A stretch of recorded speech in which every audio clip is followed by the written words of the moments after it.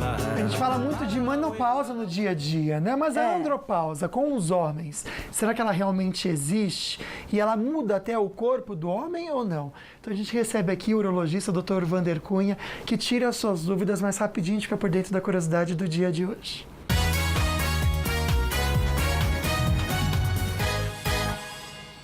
Um bebezão, Solange, é uma foto de 20 metros de um bebê olhando para os Estados Unidos.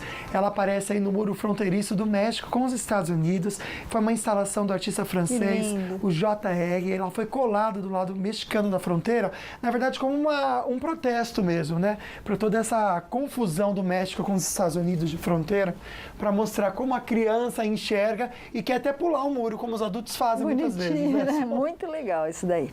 Eu não vou identificar, você pediu para não identificar, ele diz o seguinte, conta toda a história dele, que não tem mais vontade de namorar, está com cansaço e tudo, e ele está percebendo, doutor, uma atrofia nos testículos.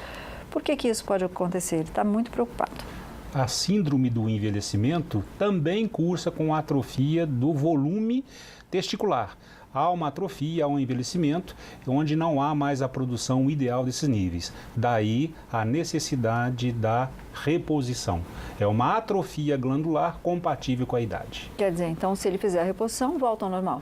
Mesmo o testículo não volte ao normal, mas os níveis hormonais circulantes voltam ao normal. Então não se preocupe, meu amigo, viu?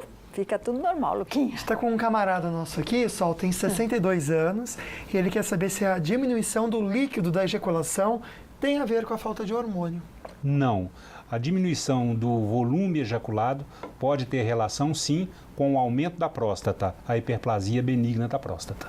Que é benigna essa daí? Benigna. Ok, então. Doutor, outra pergunta aqui de um querido que é lá do Rio de Janeiro. Ele diz o seguinte, peça para o doutor comentar sobre a falta de memória.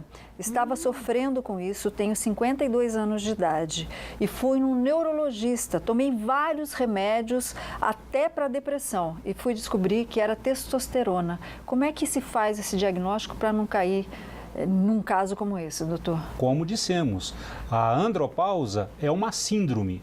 Em sendo uma síndrome, é o conjunto de sinais e sintomas, a perda da memória, a irritabilidade e a perda da cognitude, da relação com o próximo, com o mundo do seu dia a dia. Tudo isso pode ser sinal da andropausa, da deficiência de testosterona circulante. Olha só, o nosso amigo do Rio de Janeiro tomando remédio para memória e não tinha nada a ver com memória. Continuar falando de cabeça, Solange, porque esse querido aqui de São Sebastião, o Rogério, ele quer saber se dor de cabeça tem a ver também com alteração hormonal. Ele diz que sente muito à noite. A dor de cabeça também pode ser ou não? Não, é um fenômeno muito vasto. Uma cefaleia pode ser hipertensão, então precisa de uma avaliação clínica, mas especificamente a cefaleia é muito abstrato falar que uma cefaleia tem relação com pouco hormônio. E a pessoa com epilepsia? Não tem fenômeno neurológico. Não tem problema nenhum? Não tem problema. Em quais casos o homem não pode fazer a reposição?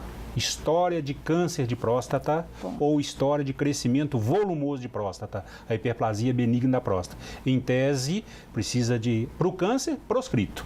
Não podemos dar hormônio para o indivíduo que tem história de câncer de próstata. Com um crescimento muito volumoso, nós temos que ter uma certa parcimônia para repor esses hormônios. Ok, então. Luquinha, temos uma ligação? Tem, de Jacareí, o Roberto. Oi, Roberto, boa tarde.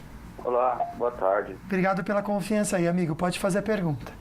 Então, eu tenho 47 anos, eu passei por uma fase de estresse, depressão e agora estou passando por ejaculação precoce. Será que tem alguma coisa a ver com a falta de hormônio?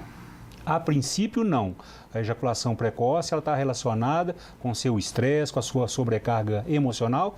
Tanto é que o tratamento com sucesso para a ejaculação precoce se faz com drogas antidepressivas.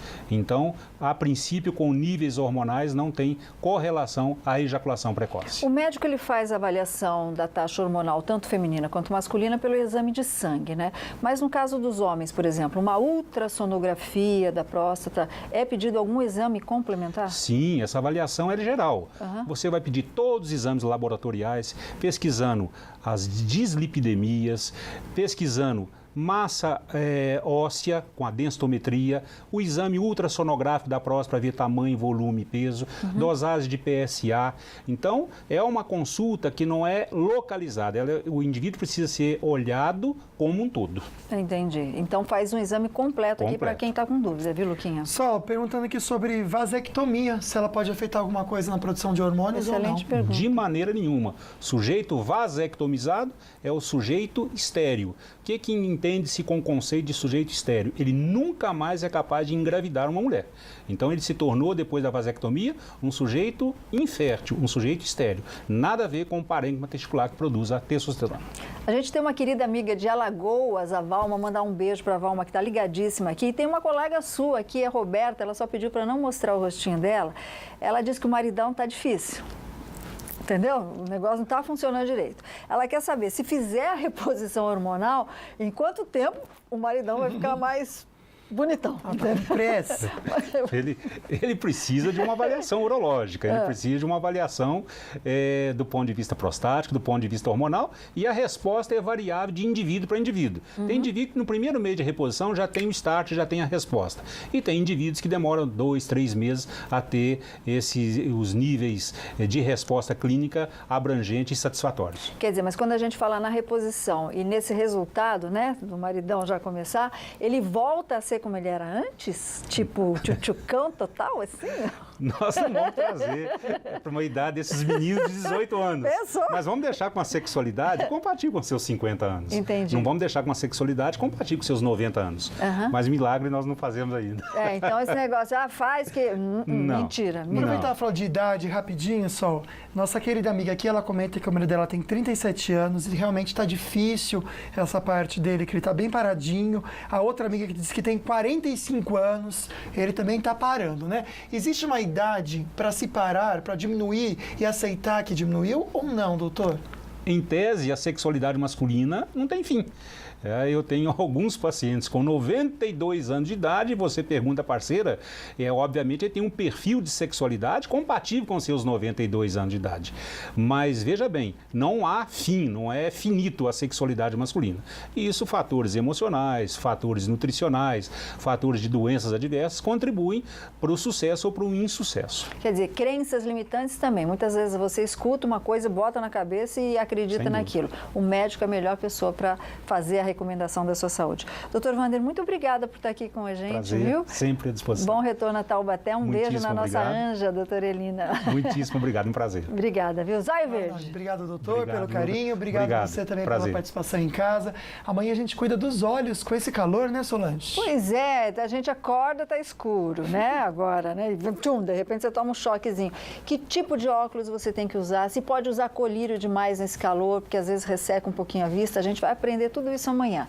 Beijos, fiquem com Deus. Vamos fazer compra com o Vale Shop, aqui no nosso acordo diário. Se apega apenas nele e vai ser feliz porque você merece. Beijo no seu coração. Eu sei que você sabe que eu sei que você sabe que é difícil de dizer.